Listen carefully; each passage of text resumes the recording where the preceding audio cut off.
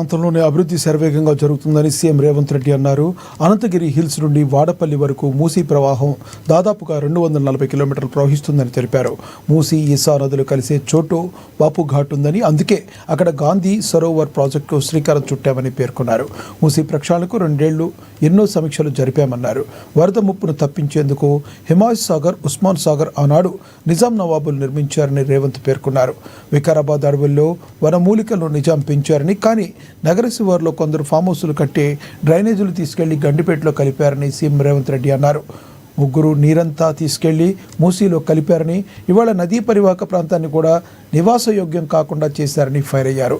మూసీ మురుగు శిక్షను నల్గొండ ప్రజలు అనుభవిస్తున్నారని సీఎం రేవంత్ రెడ్డి ఆవేదన వ్యక్తం చేశారు. నదీ పరివాహక ప్రాంతాన్ని వ్యాపార కేంద్రాలుగా తీర్చిదిద్ది ప్రపంచ దేశాలతోనే పోటీ పడే విధంగా ఆనాటి హైదరాబాద్ రాష్ట్రాన్ని అభివృద్ధి చేసింది అధ్యక్ష నిజాం.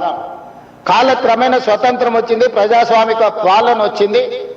కానీ నిజాం చేసిన అభివృద్ధిని మొత్తం కాలగర్భంలో కలిపేసేసి కనుమరుగు చేసేసి, పాలకులకు నిజాం మీద కోపం ఉంటే నాకు అభ్యంతరం లేదు, కానీ నిజాం కట్టిన కట్టడాలను, చారిత్రాత్మకమైన కట్టడాల నుంచి మొదలు పెడితే చేసిన అభివృద్ధిని మొత్తం కాలగర్భంలో కలిపి కలుషితం చేసి ఆక్రమించుకొని అన్యాయక్రాంతం అయిపోయి ఈరోజు నివసించడానికి యోగ్యం కాని ప్రాంతాలుగా తయారు చేసేసి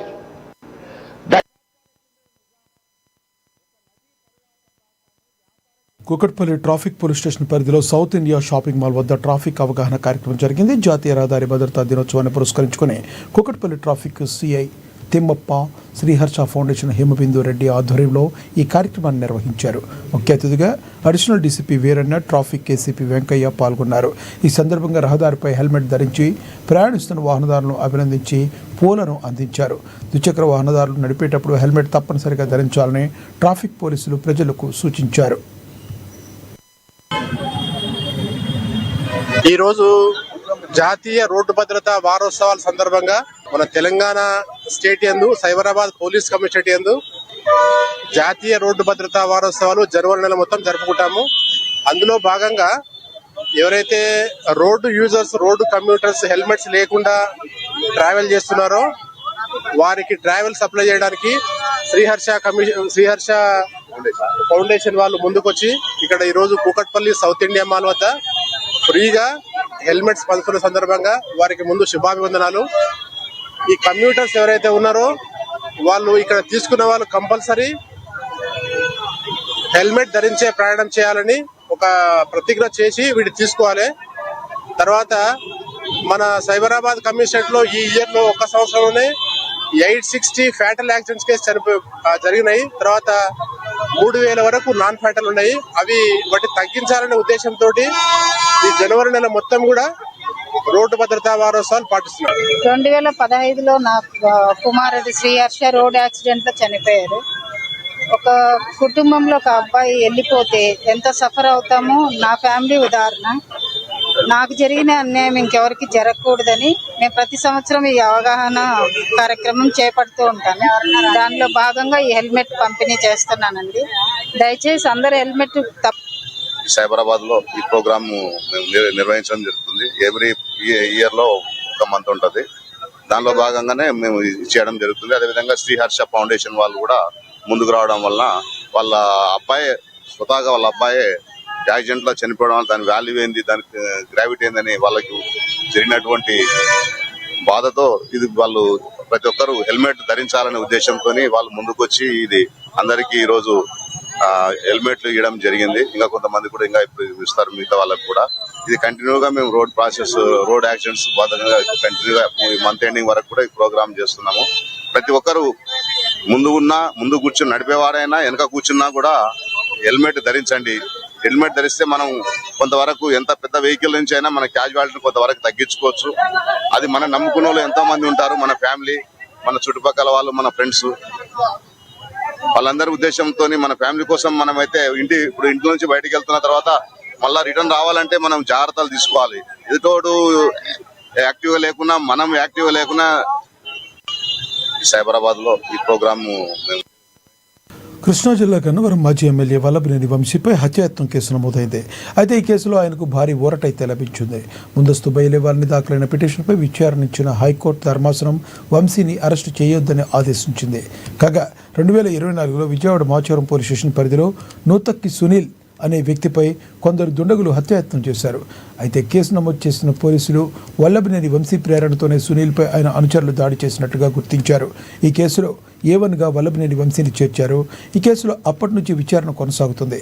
తాజాగా విచారణలో వల్లభనేని వంశీని పోలీసులు అరెస్టు చేయొద్దంటూ హైకోర్టు ధర్మాసనం తాత్కాలికంగా ఆదేశాలు జారీ చేసింది.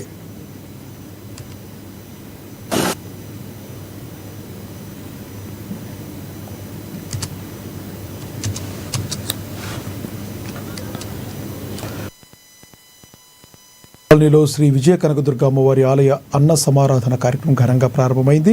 బీజేపీ మోర్చా అధ్యక్షుడు దేవరపల్లి చిన్న ఆధ్వర్యంలో ఈ కార్యక్రమం జరిగింది. కిసాన్ మోర్చా జాతీయ అధ్యక్షుడు మద్దిశెట్టి సామ్యాలు ముఖ్య అతిథిగా పాల్గొని అన్నదానాన్ని ప్రారంభించారు. సందర్భంగా బీజేపీలో పలు కీలక పదవులు పొందిన బీజేపీ నాయకులను ఘనంగా సత్కరించారు. మోడీ గారికి పత్రంగా ప్రధానమంత్రి అవ్వాలని మేమందరం కూడా మేము బలంగా ఉన్న ఈ మన కృష్ణా జిల్లాలో బలంగా మోడీ గారే మాకు ప్రధానమంత్రి అవ్వాలి, ఇదే మా సంకల్పం. అలాగే కిసాన్ మోర్చా పట్ల ఎవరైతే రైతులు ఇబ్బంది పడుతున్నారో వాళ్ళ కష్టాలు చూసి జిల్లాలో ఉన్న రైతులు, మన కృష్ణా జిల్లాలో ఉన్న రైతుల పట్ల మేము వాళ్ళ కోసము ఎక్కడ ఇబ్బంది కలిగినా వాళ్ళ కోసం వచ్చి వాళ్ళ సమస్య పట్ల సానుకూలంగా వ్యవహరిస్తామని ఈ సభాముఖంగా తెలియజేస్తున్నాము. అంటే జై జవాన్ జై కిసాన్ అంటారు. ఎక్కడైతే జవాన్లు అక్కడ బార్డర్లో మన కోసం కాపలా కాస్తున్నారు, మనం ఇలా ఉన్నామంటే అక్కడ జవాన్లు మన కోసం కాపలా కాస్తుంటారు. వాళ్ళు మా కాపలా కాస్తే మనం సురక్షితంగా ఇక్కడ మనం నిద్రపోతున్నాము. అట్లనే రైతు కూడా అలాగే కష్టపడుతున్నారు. ఆ రైతు ఇది మేము మోడీ గారికి పత్రంగా ప్రధానమంత్రి అవ్వాలని మేమందరం కూడా మేము బలంగా ఉన్న ఈ మన కృష్ణా జిల్లాలో బలంగా మోడీ గారే మాకు ప్రధానమంత్రి అవ్వాలి, ఇదే మా సంకల్పం. అలాగే కిసాన్ మోర్చా పట్ల ఎవరైతే రైతులు ఇబ్బంది పడుతున్నారో వాళ్ళ కష్టాలు చూసి జిల్లాలో ఉన్న రైతులు, మన కృష్ణా జిల్లాలో ఉన్న రైతుల పట్ల మేము వాళ్ళ కోసం. పల్నాడు జిల్లా సత్తెనపల్లిలో కొత్త పట్టదారు పాసు పుస్తకాల పంపిణీ కార్యక్రమం జరిగింది. రెంటపాళ్ల గ్రామంలో ప్రభుత్వ రాజమండ్రితో కూడిన కొత్త పట్టదారు పాసు పుస్తకాల పంపిణీ కార్యక్రమంలో ఎమ్మెల్యే కన్నా లక్ష్మీనారాయణ పాల్గొన్నారు. సుమారుగా 530 పాసు పుస్తకాలు పంపిణీ చేశారు.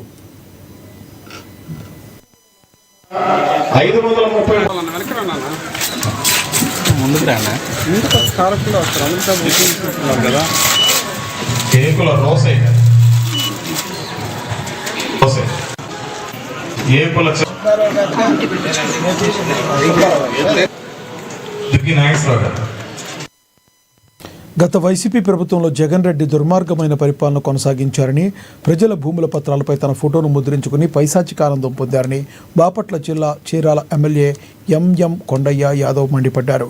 చీరాల మండలం పేరాల విజ్జలిపేట గ్రామంలో నిర్వహించిన పట్టాదారు పాసు పుస్తకాల పంపిణీ కార్యక్రమంలో ఎమ్మెల్యే మద్దులూరి మాలకొండయ్య పాల్గొన్నారు. ప్రభుత్వ రాజముద్రణలతో రూపొందించిన భూ హక్కుల పట్టాదారు పాసు పుస్తకాలను రైతులకు పంపిణీ చేశారు. రైతులకు అవసరమైన అధికారిక పత్రాలు పూర్తిగా పారదర్శకంగా నిబంధనల ప్రకారం అందజేయడమే ప్రభుత్వం యొక్క లక్ష్యమని ఆయన స్పష్టం చేశారు.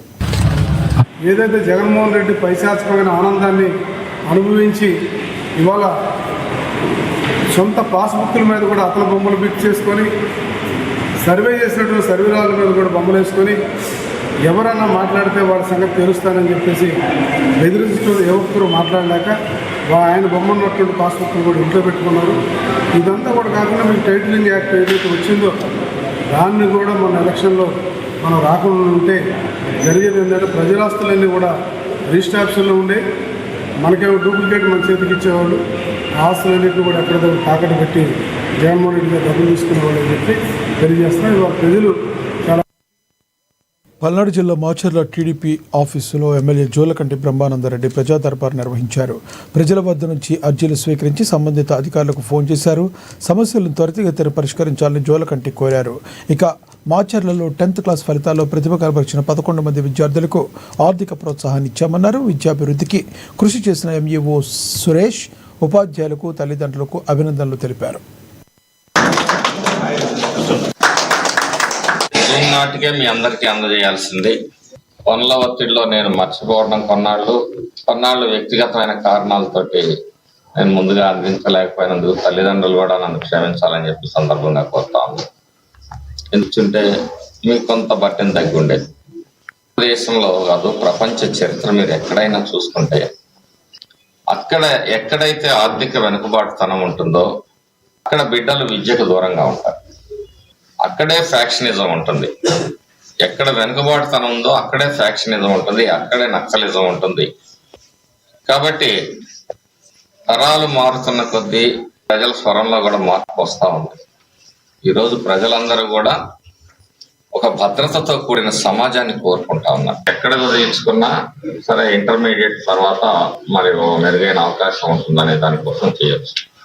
ఈ స్థాయి వరకు మీరు ఎక్కడో పోయి ప్రైవేట్ స్కూల్లో చదివించాల్సిన అవసరం లేదు. గవర్నమెంట్ స్కూల్స్ బాగా పనిచేస్తున్నాయి. ఇక రాబోయే రోజుల్లో ఇంకా అద్భుతంగా పనిచేస్తాయని చెప్పి కూడా ఈ సందర్భంగా తెలియజేస్తున్నాను. ఇప్పుడు గత ఫలితాలు మరొక పెను సవాళ్ళు. ఎందుకంటే 1 సంవత్సరం తీసుకొచ్చుకున్నాం. ఆ స్థాయిలో కాకపోయినా మరి అందుబాటులోనైనా మనం ఫలితాన్ని సాధించకపోతే ఒకరోజు వర్షాలు లేవు, వరదలు లేవు, కుంభవృష్టి పడే సూచనలు లేవు. ఈ మధ్యకాలంలో వర్షాలు పడలేదు, కానీ వరదలు మాత్రం ఆకస్మికంగా వచ్చే ఒక చుక్క నీటి కూడా ఆకాశం నుండి రాలేదు. కానీ కాలనీ అంతా మునిగిపోయింది. ఎంతలా అంటే మోకాళ్ళ లోతు వరకు నీరు రావడంతో ప్రజలు గగ్గోలు పెడుతున్నారు. ఇదంతా డిప్యూటీ సీఎం పవన్ కళ్యాణ్ ప్రాతినిధ్యం వహిస్తున్న పిఠాపురంలోని ఇందిరానగర్ కాలనీలో పరిస్థితే. ప్రపంచ న్యూ ఇయర్ వేడుకలు జరుపుకుంటుంటే పిఠాపురంలోని ఇందిరానగర్ కాలనీ వాసులు మాత్రం ముంపులో జీవిస్తున్నారు. అక్కడున్న పంట కాలువలో గుర్రపు డెక్క, ప్లాస్టిక్ వ్యర్థాలు చేరుకోవడంతో నీరు ఇంకా లేక కాలనీలోకి వరదలా పోటెత్తింది. దీంతో కాలనీ అంతా జలదిగ్బంధంలోకి వెళ్ళింది. రాష్ట్రానికి డిప్యూటీ సీఎంగా ఉండి పిఠాపురానికి ఎమ్మెల్యే ఉన్న పవన్ కళ్యాణ్ సొంత ప్రాంతానికి ద్రోహం చేస్తున్నారంటూ స్థానికులు ఆగ్రహం వ్యక్తం చేస్తున్నారు. ఎక్కడెక్కడో అభివృద్ధి చేయడం కాదు, పిఠాపురంలో కూడా అభివృద్ధి పనులు చేయాలని, ఓటు వేసేందుకు గెలిపించుకున్న దానికైనా అభివృద్ధి చేయాలని నిస్సహాయకంగా కాలనీ వాసులు అడుగుతున్నారు. అదంటే వరదలో కూర్చున్నాం. మొన్న అయితే అలా పారిందండి. ఇవాళ నుంచే బాగా ఎక్కువైపోయిందండి. రాత్రి నుంచి ఎవరు రాలేదండి. చూడడానికి నాకు రాదమ్మా. ఎమ్మెల్యే అంటే ఎవరమ్మా? పవన్ కళ్యాణ్ అండి బాబయ్య. పావులు చూపించేస్తున్నాడు. పావులు ఇచ్చేస్తున్నాడు. కాలంలో 4 పావులు కొట్టారు అప్పుడండి. ఆ పావులు ఇచ్చేస్తున్నాడు కాలంకి. ఇంట్లో కూడా ఎక్కేస్తున్నాడు పావులు. ఇంకా కూడా కొట్టుకుని బారేస్తున్నారు. పెద్దమ్మాయి గారు వాళ్ళు ఎట్టం మరి ఎక్కేస్తాం. బుద్ధి లేకండి. సినిమాటర్కి బొమ్మలు వేయడం ఏంటంటే ఎనబోట్లు. అదంటే వరదలు. బాపట్ల జిల్లా చీరాల్లో ఓ ప్రైవేట్ స్కూల్ విద్యార్థులు పచ్చదనం పరిరక్షణకై వినూత్న కార్యక్రమానికి శ్రీకారం చుట్టారు. తల్లిదండ్రులు ఇచ్చిన పాకెట్ మనీ డబ్బులను దాచుకుని మొక్కలను కొనుగోలు చేసి ఇంటింటికి వెళ్లి మొక్కలు పంపిణీ చేశారు. తొలుత స్కూల్ ఆవరణలో ఏర్పాటు చేసిన మొక్కల పంపిణీ కార్యక్రమాన్ని ఎమ్మెల్యే కొండయ్య చేతుల మీదుగా ప్రారంభించారు. విద్యార్థులు తల్లిదండ్రులకు ఎమ్మెల్యే కొండయ్య మొక్కలు పంపిణీ చేశారు. మొక్కల పెంపుదల వల్ల కలిగే లాభాలు, చెట్లను నరికివేయడం వల్ల జరిగే నష్టాలను స్కిట్ రూపంలో విద్యార్థులు ప్రదర్శించి అందరినీ ఆకట్టుకున్నారు. సామాజిక బాధ్యతతో పర్యావరణంతోనే సంపూర్ణ ఆరోగ్యం సాధ్యమనే అవగాహనతో విద్యార్థులు పాకెట్ మనీగా తల్లిదండ్రులు ఇచ్చిన నగదుతో మొక్కలను కొనుగోలు చేసి పంపిణీ చేయడం చాలా సంతోషంగా ఉందన్నారు. Nature means protecting life. Without forest, our future is lost. Please cut us. వాళ్ళు ఇప్పుడు ఈ సమాజానికి మనం ఏం చేయాలి, మా వంతుగా మేము ఏం చేయగలం, మంచి ఆలోచనలు మీరు వాళ్ళకి క్రియేట్ చేస్తారు. వాస్తవంగా ఈ మొక్కలు ఏం అడిగితే నన్ను అడిగితే అన్ని ఫ్రీగా ఇచ్చేవాళ్ళు. అంతే కదా, నేను ఫ్రీగా ఇస్తాను, మొక్కలు ఫ్రీగా ఇస్తాను. నాకు అర్థం కాల, మొక్కలు కొంటున్నారు వీళ్ళు డబ్బులు తీసుకొచ్చారంటే నాకేం అర్థం కాల. ఇదేంటిది, మనం ఫ్రీగానే ఇస్తాం కదా మొక్కలన్నీ అని. అయినా మీలో ఒక సమాజం పట్ల ఒక బాధ్యత, ఒక అవగాహన, ఇది మనం ఎందుకు చేయకూడదు, ఈ పర్యావరణం మనం ఎందుకు రక్షించకూడదు, మనం కేవలం క్లాస్ రూమ్ లో చెప్పించుకోవడమే కాదు, మనం కూడా ఆచరిస్తాము అని చెప్పేదానికి ఈ పెద్ద పిల్లలకి అర్థమైంది. ఇది నేర్పడం చాలా గొప్పతనం. అలాగే లోకేష్ బాబు గారు, మన విద్యాశాఖ మంత్రి లోకేష్ బాబు గారు విద్యా విధానంలో పెద్ద మార్పులు తీసుకొచ్చారు, సమూలమైన మార్పులు. అవి మీరు ఉపాధ్యాయులు ఆ పిల్లలకి అంటే 10th క్లాసు 9th క్లాసు ఆ లెవెల్లో ఉన్న పిల్లలకి మీరు ఇప్పుడే చెబితే వాళ్ళు ఇంటర్మీడియట్ వచ్చేటప్పటికి ఏమైంది అనేది వాళ్ళకి కూడా అర్థం అవుతుంది. ఏంటి వాళ్ళు ఇప్పుడు ఈ సమాజానికి మనం ఏం చేయాలి, మా వంతుగా మేము ఏం చేయగలం.